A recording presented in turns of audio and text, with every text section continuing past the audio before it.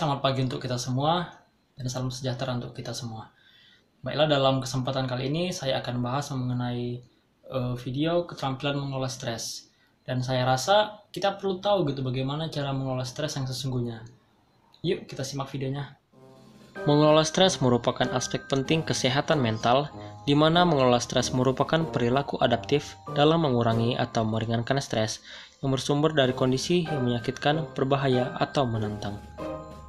Dengan kata lain, strategi mengelola stres merupakan suatu proses di mana individu berusaha untuk menangani dan menguasai stres yang menekan akibat dari masalah yang sedang dihadapinya dengan cara perubahan kognitif maupun perilaku guna memperoleh rasa aman dalam dirinya. Jadi, mengapa penting bagi seseorang dapat mengelola stres? Karena di saat datangnya suatu masalah, seseorang tersebut mampu dalam mengendalikan stresnya sehingga dapat menjauhkan dia dari pengambilan keputusan yang salah dan terjauh dari pengaruh negatif. Nah, itu dia tadi penjelasan mengenai keterampilan mengelola stres itu sendiri dan mengapa penting kita terapkan. Baiklah, selanjutnya akan saya bahas bagaimana latihan-latihan dalam mengelola stres yang sesungguhnya. Yuk, mari kita saksikan. Pertama, relaksasi. Relaksasi atau rileks dipahami sebagai suatu tindakan yang dilakukan untuk melepas ketegangan atau kelelahan setelah melakukan aktivitas yang penat. Ada berbagai macam bentuk relaksasi yang bisa dilakukan. Hal ini tergantung dari kenyamanan kamu dalam melakukannya. Baik itu bermain musik, menyanyi, dance atau menari, menanam atau berkebun, memangkas rambut atau bersalon, berolahraga, membaca buku, ataupun kegiatan positif lainnya.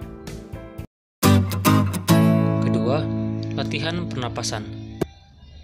Manfaat latihan pernapasan yang utama adalah mengontrol stres. Teknik pernapasan akan lebih bermanfaat jika dilakukan secara teratur setiap harinya agar melatih diri dalam mengontrol amarah dan stres. Cara melakukan latihan pernapasan. Yang pertama, dalam posisi berdiri atau duduk, tarik kedua siku sedikit ke belakang supaya dada lebih mengembang. Yang kedua, tarik napas dalam melalui hidung selama 5 detik. Yang ketiga, tahan napas sejenak. Dan langkah keempat, menghembuskan napas perlahan-lahan melalui hidung. Contoh latihan pernapasan.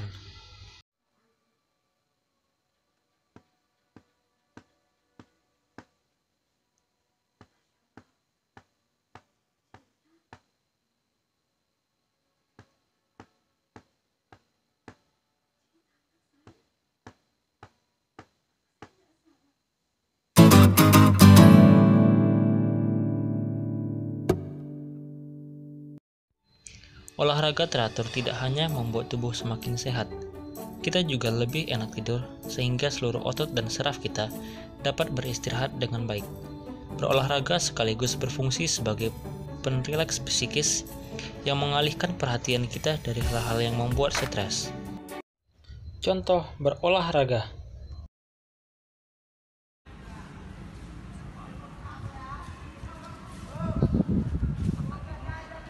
Oke.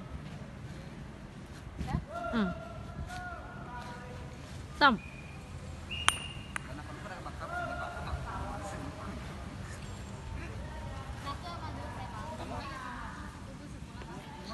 Bentar. Oke.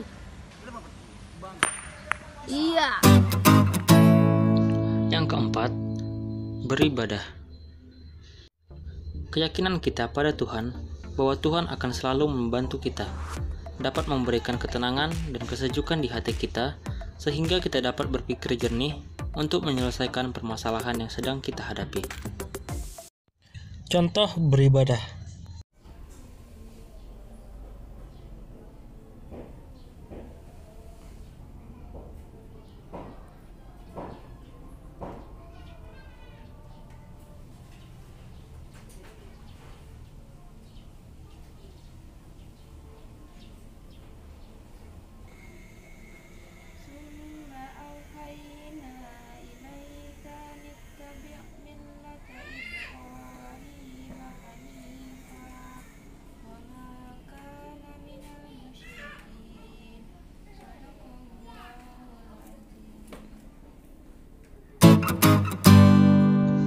Yang kelima, turunkan standar.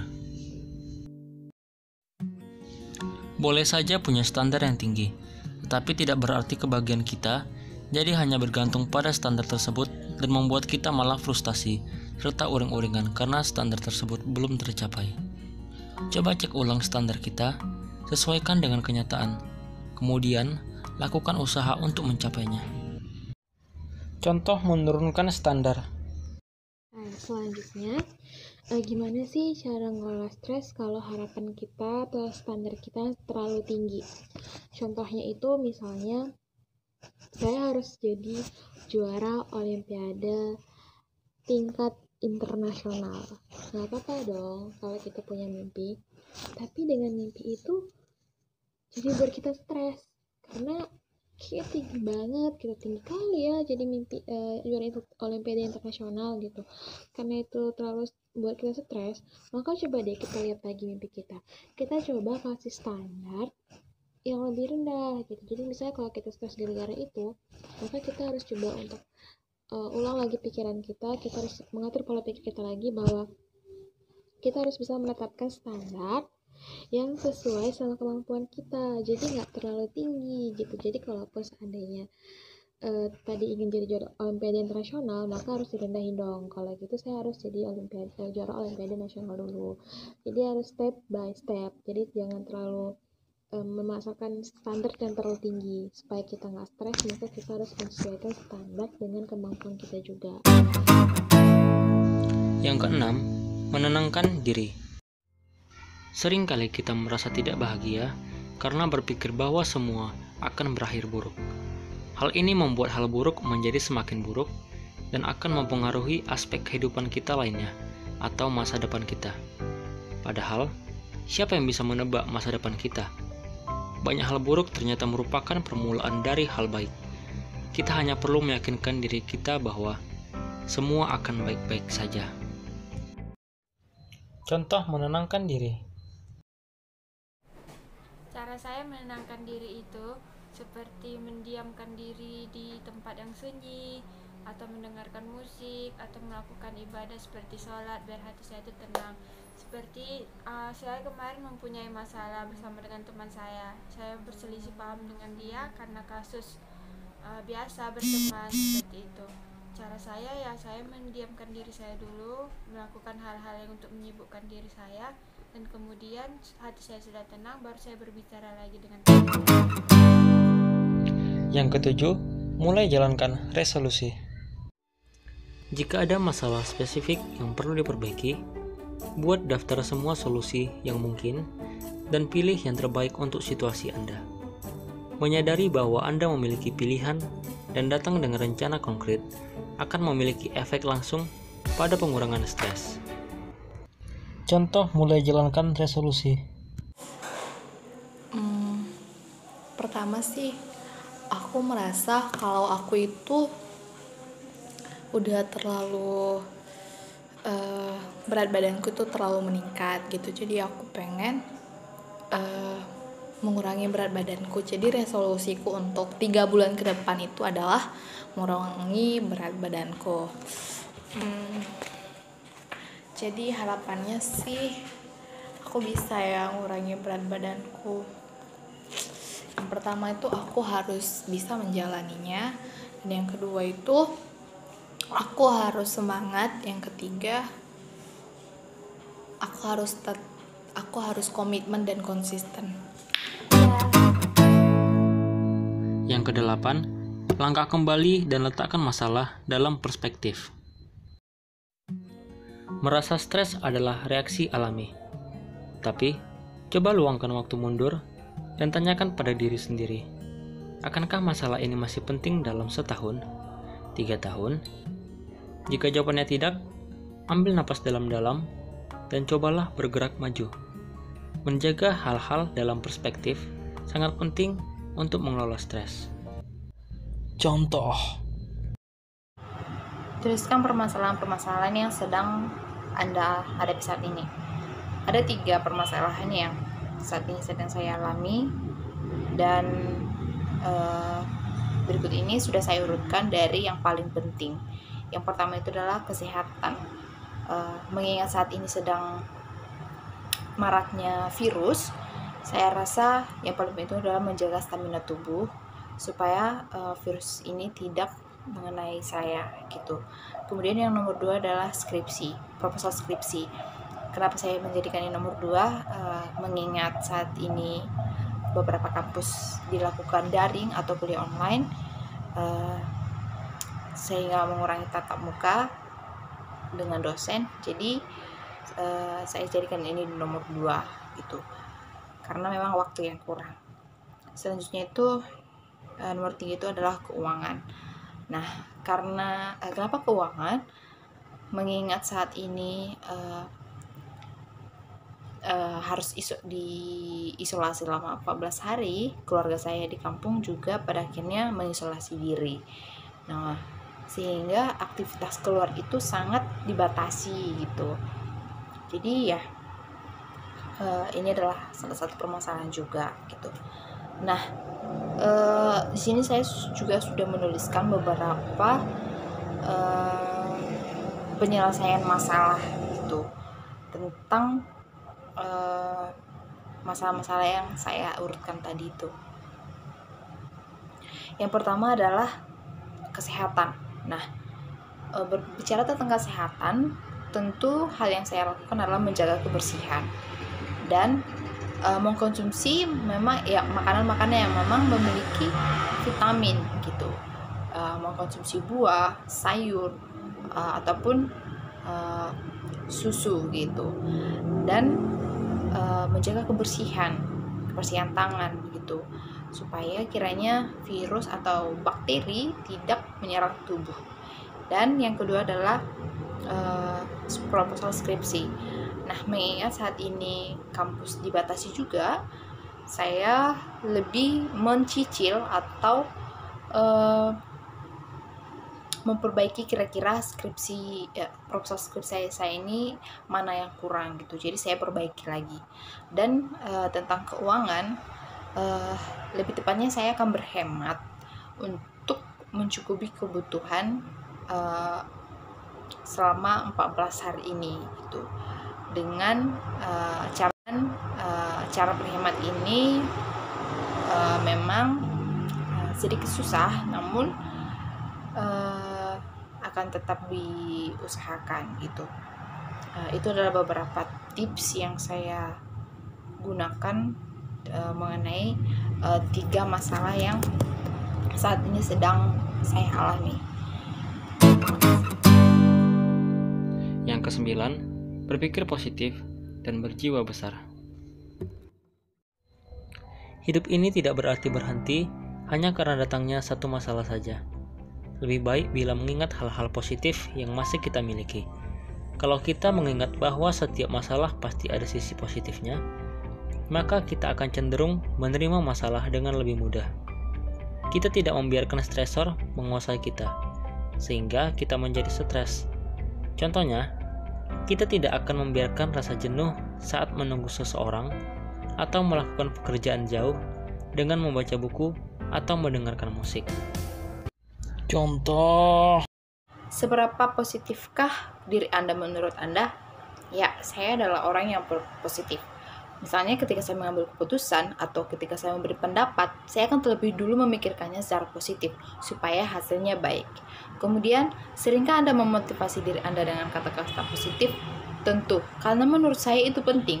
Ketika saya mengalami tekanan, down atau stres, kata-kata positif ini sangat membangun agar kiranya kepercayaan diri kita itu tidak menurun. Bahkan kata-kata positif ini sangat membangun kita untuk lebih bekerja keras lagi. Kemudian tuliskan beberapa kata positif menurut Anda dan yang Anda sering ucapkan ketika Anda stres. Ada beberapa kata yang sering saya gunakan untuk memotivasi diri saya. Yang salah satunya itu adalah jangan pernah memandang rendah usaha yang kamu kerjakan meski hasilnya tidak sempurna. Ini adalah salah satu kata yang sering saya gunakan untuk memotivasi diri saya. Karena ini menurut saya adalah kata-kata yang positif dan membangun. Ketika saya mengerjakan sesuatu namun hasilnya tidak sempurna, bukan berarti saya harus stres atau menganggap rendah apa yang saya kerjakan. Bahkan seharusnya saya lebih memotivasi diri saya bahwa apa yang saya kerjakan itu dari hasil usaha saya, dan meskipun tidak sempurna atau tidak sesuai dengan yang saya harapkan, namun ini adalah kerja keras saya gitu. Sama halnya juga dengan teman-teman, ketika teman-teman mengalami sebuah tekanan atau stres, atau bahkan hasil yang Anda kerjakan tidak sesuai dengan yang Anda harapkan, Anda dapat memotivasi diri Anda sendiri dengan kata-kata positif, karena kata-kata positif ini sangat membangun kepercayaan diri, membangun tekad, membangun motivasi, supaya apa yang kita kerjakan ke depannya itu jauh lebih baik lagi. Gitu. Kata-kata positif ini menurut saya sangat bermanfaat dan sangat membangun untuk diri teman-teman. Ketika teman-teman down, orang yang pertama yang memotivasi diri teman-teman itu adalah diri teman sendiri gitu. Jadi pergunakan kata-kata positif yang memang benar-benar membangun. Terima kasih. Yang ke-10, menyelesaikan masalah yang membuat stres. Dalam keadaan stres, Anda akan cenderung menarik diri dan lebih mengabaikan stres, atau bahkan cenderung mengeluh. Hal tersebut merupakan suatu hal yang wajar, namun bagaimanapun Anda tentunya harus menyelesaikan masalah tersebut agar terbebas dari masalah yang membuat Anda stres. Contoh: sebutkan hal apa yang Anda takutkan dari permasalahan Anda saat ini sehingga menjadikan Anda stres.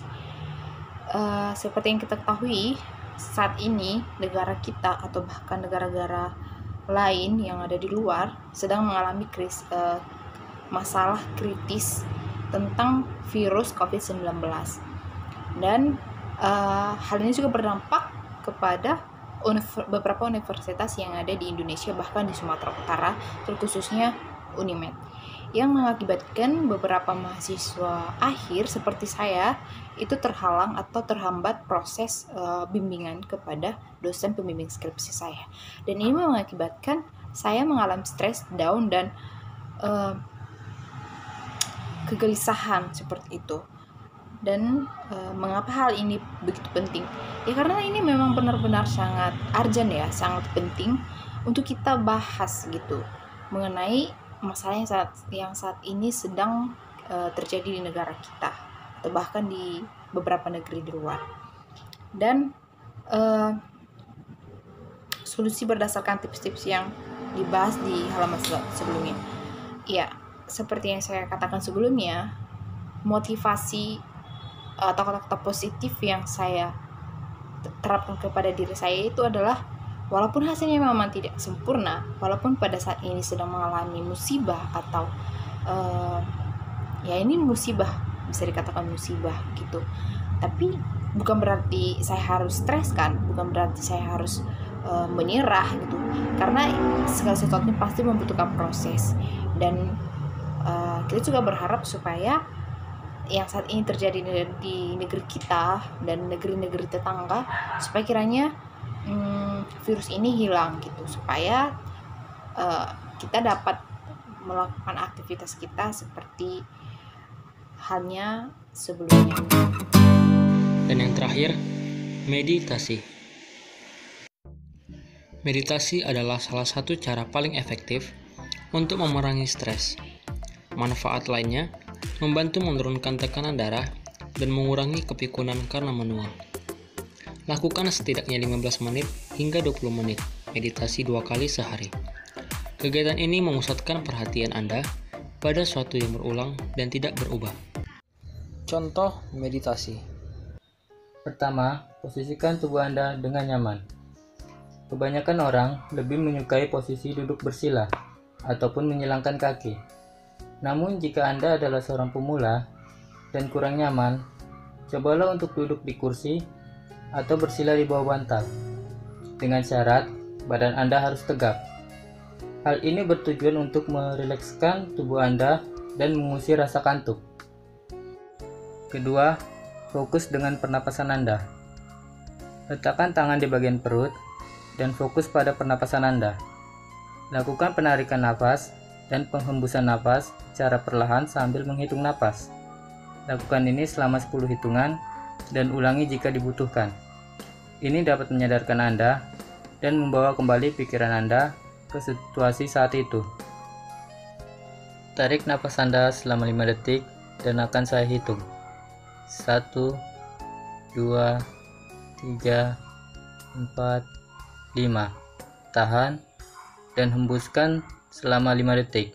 Akan saya hitung. 1, 2, 3, 4, 5. Ketiga, fokuskan pemikiran Anda kepada perasaan kaki saat menyentuh lantai. Rasakan bagaimana ketika kaki Anda menyentuh lantai atau bagian punggung Anda menyentuh kursi, atau apapun yang membuat Anda sadar di mana Anda berada dan apa yang sedang Anda lakukan pada saat itu. Biarkan pemikiran itu datang dan pergi seperti biasanya. Jika Anda terganggu dengan pemikiran lain, fokuskan kembali pikiran Anda terhadap sensasi tadi.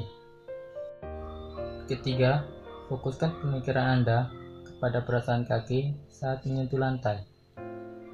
Rasakan bagaimana ketika kaki Anda menyentuh lantai atau bagian punggung Anda menyentuh kursi, atau apapun yang membuat Anda sadar di mana Anda berada dan apa yang sedang Anda lakukan pada saat itu. Biarkan pemikiran itu datang dan pergi seperti biasanya. Jika Anda terganggu dengan pemikiran lain, fokuskan kembali pikiran Anda terhadap sensasi yang tadi. Keempat, lakukan pemindaian tubuh Anda. Tutup mata Anda dan fokuskan pada bagian dahi. Kemudian, mulailah untuk memindai seluruh tubuh dan berhenti di tempat spesifik seperti mata, mulut, leher, dan lainnya.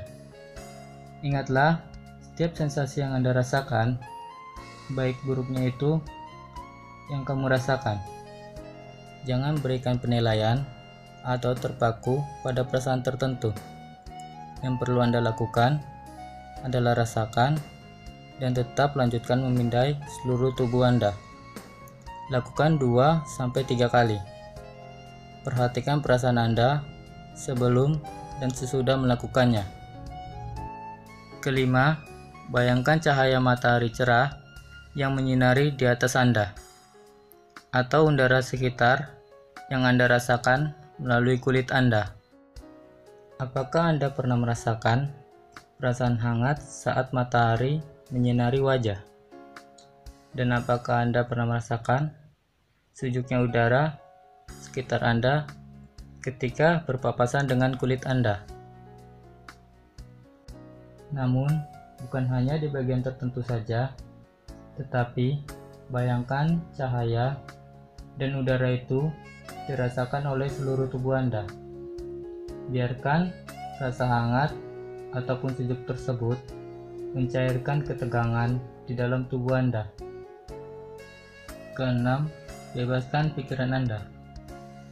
Biarkan pikiran Anda melakukan apa yang diinginkan, termasuk saat keadaan cemas. Ini memang sangat berlawanan. Tetapi, ketika Anda duduk dengan pemikiran tanpa harapan, tujuan, atau fokus selama beberapa menit, ini dapat memberikan ruang ekstra pada pemikiran Anda sehingga dapat membantu melepaskan lelah. Ketujuh, bayangkan orang yang Anda cintai. Bayangkan di pikiran Anda seseorang yang Anda cintai dan berpikiran buruk tentang orang tersebut. Lalu, coba Anda untuk menarik nafas dalam-dalam. Saat mengembuskan, pikirkan hal terbaik dari mereka dan momen bahagia bersama mereka. Ini seperti menghirup nafas dengan yang buruk dan melepaskan nafas dengan yang baik. Meditasi ini melatih Anda untuk menempatkan kebahagiaan diri sendiri.